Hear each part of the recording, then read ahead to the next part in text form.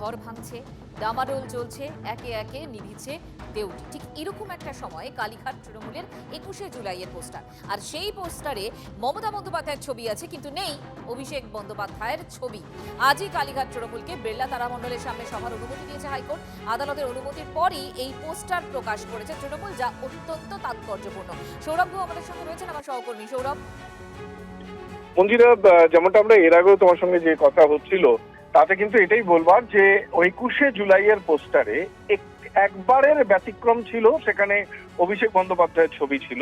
এছাড়া এত বছর এত দশক ধরে যে পালিত হচ্ছে 21শে জুলাই, সেখানে কিন্তু শুধুমাত্র মমতা বন্দ্যোপাধ্যায়েরই মুখ থাকে। এই কারণে থাকে যে 21শে জুলাইয়ের আন্দোলনের অন্যতম নেত্রী তিনি, এবং সেই সময় অভিষেক বন্দ্যোপাধ্যায় তৃণমূল কংগ্রেস দলই প্রতিষ্ঠিত হয়নি, অভিষেক বন্দ্যোপাধ্যায়েরও থাকার প্রশ্ন নয়। তাহলে আজকে হঠাৎ করে এই প্রস্তাবটা নিয়ে কেন আলোচনা হচ্ছে? আলোচনা হচ্ছে এই জন্য যে যেদিন মদন মিত্রের মতো সেদিনের 21শে জুলাইয়ের অন্যতম সেনাপতি সৈনিক, তিনিও আজকে মমতা বন্দ্যোপাধ্যায়ের হাত ছেড়ে চলে যাচ্ছেন এবং তারা অভিষেক বন্দ্যোপাধ্যায়কেই কাঠগড়ায় দাঁড় করাচ্ছেন। তাই খুব স্বাভাবিকভাবে অভিষেক বিহীন মমতা বন্দ্যোপাধ্যায়ের এই যে ছবি 21শে জুলাইয়ের, সেটা নিয়ে আরো একবার বিষয়টি নিয়ে আলোচনা শুরু হয়েছে। তবে সাধারণত এটাই নিয়ম।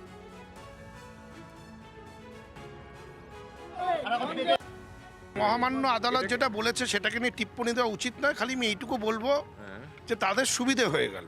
কেন? তাদের সুবিধে হয়ে গেল সংখ্যাটা 2500-এ বেঁধে দিয়ে। কেন বেশি পারবে না বলছেন? লোক জড়ো করতে পারবে সেটা না? সেদিন দেখে নেবেন। যদি খোলা থাকতো তাহলে আরো ভালো হতো।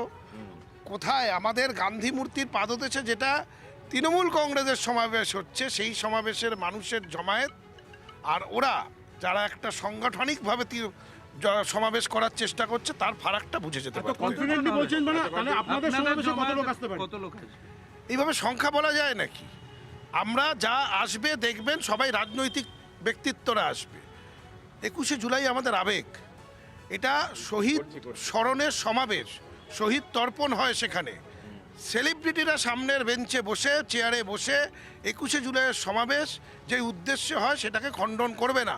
এটা রাজনৈতিক সমাবেশ এবং রাজনৈতিকভাবেই হবে। নিশ্চিতভাবে থাকবে, নিশ্চিতভাবে থাকবে। মমতা ব্যানার্জির হয়তো আরো বেশি করার ক্ষমতা ছিল, তার জন্য হয়তো জায়গায় বড় চেয়েছিল, আমি সেটা জানি না। তবে ব্রিগেড দেওয়ার কথা যখন বলেছে, ওটা মমতা ব্যানার্জিকে বিদ্রুপ করা হয়েছে। ভারত মহাসাগর 7টি পার হওয়ার কথা বলা হয়েছে। তৃণমূল দল ভেঙে চুরমার হয়ে যাচ্ছে, তৃণমূল দল ক্ষয়িষ্ণু। তৃণমূল দল আগামী দিনে পশ্চিমবঙ্গে উঠে যাবে কি থাকবে সেটা এখন পর্যালোচনার বিষয়। তাই স্বাভাবিকভাবেই 2500 লোক বিড়লা প্ল্যানেটোরিয়ামে তৃণমূল যদি না করতে পারে, তাহলে মমতা ব্যানার্জি নিজেরই তৃণমূল দল ছেড়ে সন্ন্যাস নেওয়া উচিত বলে আমি মনে করি।